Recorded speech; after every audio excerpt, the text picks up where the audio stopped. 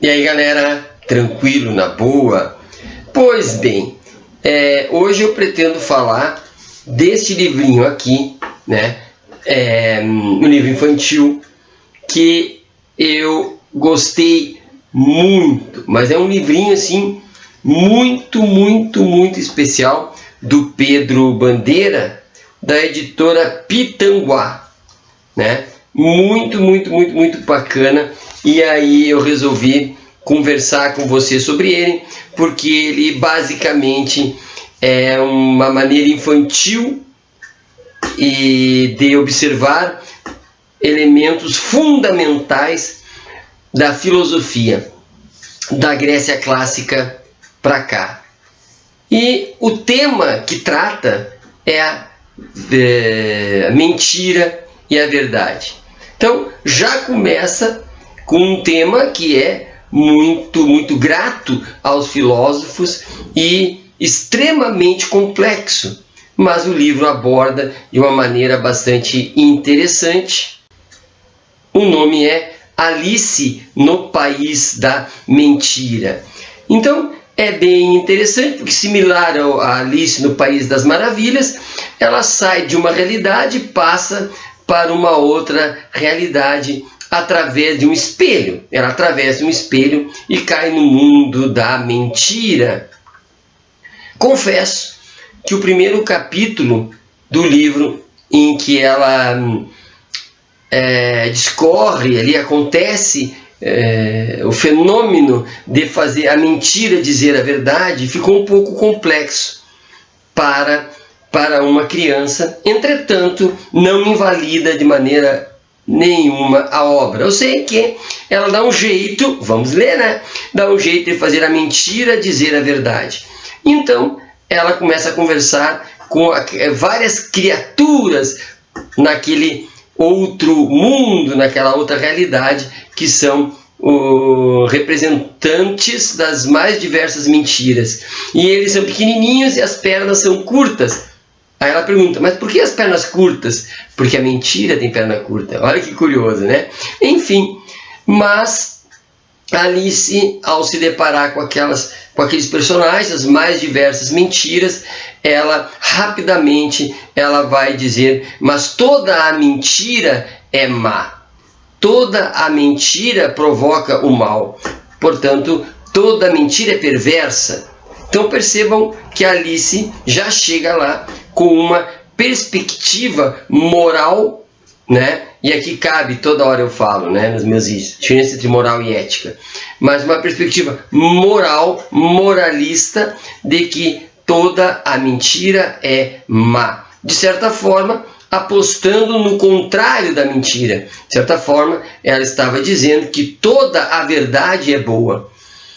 Mas ela começa a entrar em contato com as mais diversas mentiras e descobre que há várias mentiras. Existem graus, variedades de mentiras, existem possibilidades de mentiras. E existem mentiras que são boas, e existem mentiras tenebrosas. No ápice do mal está a mentira cabeluda, né? E no ápice do bem, quase como uma fada, a boa mentira.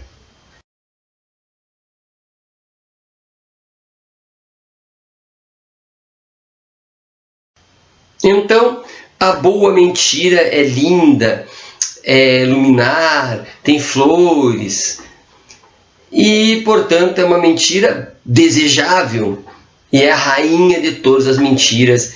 E aqui rainha no sentido de que ela coordena as demais mentiras. Mas há várias mentiras. E aí, por exemplo, há o blefe, né? No jogo em que as pessoas jogando fazem cara de que estão com a melhor carta e não tem. Então, é uma mentirinha. Comenta-se ali o 1º de abril, o dia da mentira. E, portanto, imagine-se facilmente que a piada, a brincadeira é uma mentira que não produz maldade, ou seja, falseia-se a realidade, mas sem nenhuma intenção de provocar dolo. né? Não há nenhuma intenção em prejudicar as pessoas. Há mentiras que são mais perigosas, e essas mentiras mais perigosas, segundo a historinha, estão no zoológico das mentiras. E são realmente aquelas mentiras que fazem o mal. Então, aquelas mentiras que não são tão más assim ou não são más, estão em um primeiro plano, portanto acessável, e aquelas mais tenebrosas, como a mentira cabeluda, é perigosa, é terrível, é feia, e ela está lá enclausurada, apesar de que Alice vai lá e conhece. Mas por que a fada da mentira, da boa mentira? E aqui eu me lembro da situação contada lá no meu curso de filosofia, em que se pergunta a seguinte situação, quando nós falávamos de Kant, né? Se tem o cidadão inocente atrás da porta, escondido, e vem a polícia, né, totalmente equivocada, e vem e pergunta: fulano está aí? A boa mentira fará com que a pessoa diga: não, não está. Né? E é uma boa mentira, porque salva a pessoa. Se a gente não quiser falar em polícia, né, podemos dizer também: está o inocente ali, e vem o assassino e pergunta para ti: fulano está ali porque eu quero matá-lo.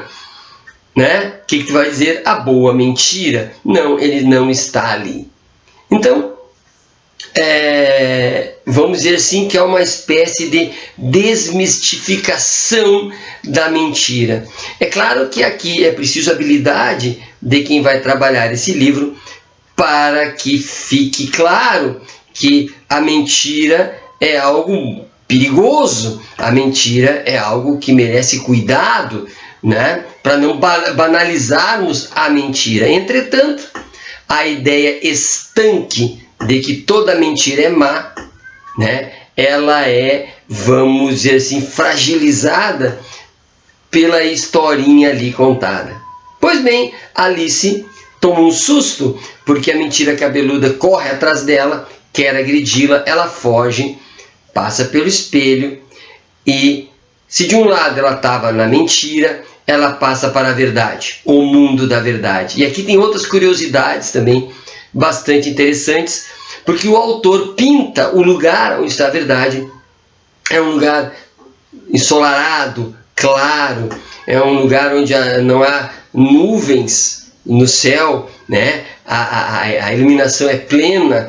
Eu imagino um lugar até sem sombras, só a luz ali. E também é interessante, porque ele é cercado, né, por muros, por proteções, porque a verdade, né, ela é perigosa e portanto ela fica ali confinada, porque ela pode ser atacada, porque ela é perigosa. Provavelmente é perigosa para a mentira, né? É perigosa para quem não quer a verdade, né? É perigosa neste sentido, e portanto ela sofre ataques. E é interessante porque em determinado momento uma das verdades, ao conversar com Alice, ela fala de que a luta dela, da verdade, é contra a mentira. Entretanto, ela reconhece que sem a mentira não há verdade. E sem a verdade não pode haver a mentira. E em ambos os lados, né, tanto a mentira quanto a verdade, reconhece que fazem parte de uma mesma moeda.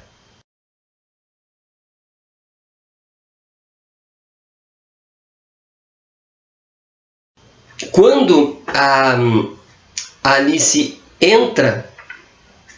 consegue entrar, cai, né, penetra no mundo da verdade, é interessante a imagem fantástica, né, de uma das verdades. A Alice entra em contato com uma das verdades e ela é gorda, é uma verdade gorda. E essa verdade senta num banquinho, e cada vez que ela senta no banquinho, a verdade quebra o banco e pof, a verdade cai.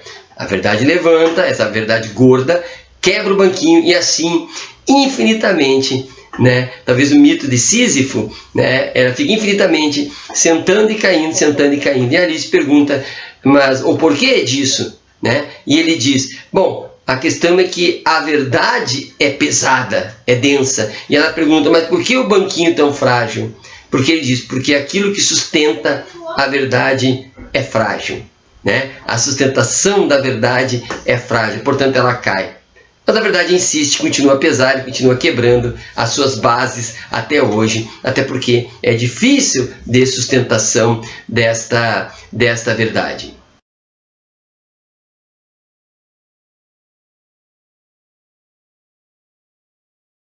Outro elemento interessante que o autor brilhantemente, esse autor é brilhante, amei, né? Eu não conheço o autor, né? Mas amei.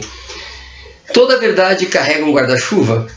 E aí custa, a Alice custa descobrir o porquê do guarda-chuva e acaba descobrindo que o guarda-chuva é para a proteção, porque tem uma bruxa, a bruxa da dúvida, e essa bruxa da dúvida vem, ataca, joga raios contra as mais variadas verdades que tem ali, e elas precisam se proteger, porque a dúvida é muito poderosa, a dúvida pode matar a verdade.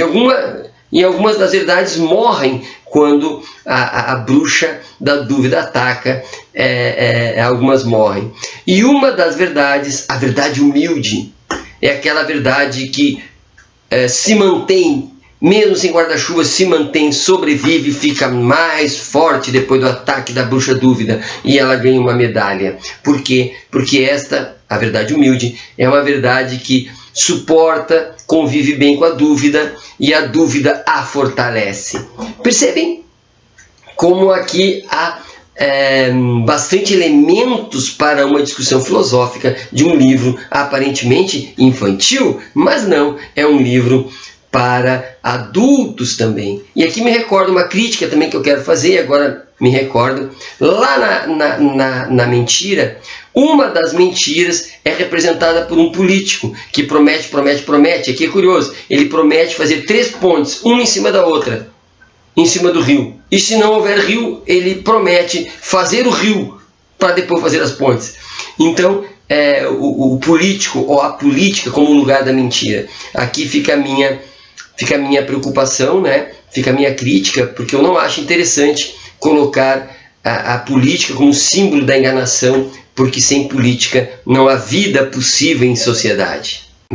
Podemos aqui encontrar outro, vamos dizer assim, outro absoluto que deve ser evitado, segundo o autor, e eu concordo. Se de um lado o absoluto, que seria a mentira cabeluda, é um monstro, a verdade absoluta é outro monstro. Então, de um lado, a mentira plena é um monstro e a verdade plena é um monstro. Por que a verdade plena é um monstro? Porque ela tem um livro, segundo um caderno, um livro, segundo a historinha, e ela olha aquilo lá, o que está escrito, e aquilo é o que é, e ela odeia, ela persegue, né? Assim como a mentira cabeluda é agressiva, a verdade absoluta é agressiva e persegue as pessoas que não pensam como ela, né? E penso eu que ela se torna tão perigosa ou mais do que a bruxa dúvida, porque ela também persegue as pessoas e persegue a Alice. E persegue, e na historinha fisicamente, né? Porque são personagens, são pessoas, a verdade é uma pessoa, as verdades são pessoas, né? E a verdade absoluta é mais monstro do que pessoa, corre atrás dela e ela passa pelo espelho e lá encontra um outro personagem que é uma cozinheira. E a cozinheira está o tempo todo ali cozinhando e ela diz para Alice que faz a melhor comida do mundo. E a Alice pergunta, qual é a melhor comida do mundo? Ela diz, a língua. Ah, mas como assim a língua? Né? E a cozinheira diz, por óbvio, porque a língua encanta as pessoas, a língua promove o amor, a língua promove o afeto. Por que não, né, trabalhar com a língua, né, condimentar, trabalhar, prestar atenção na língua, porque ela é o melhor alimento que tem, porque faz tudo de bom. E então Alice pergunta, e qual é o pior alimento? E ela responde, a língua. Mas como assim a língua?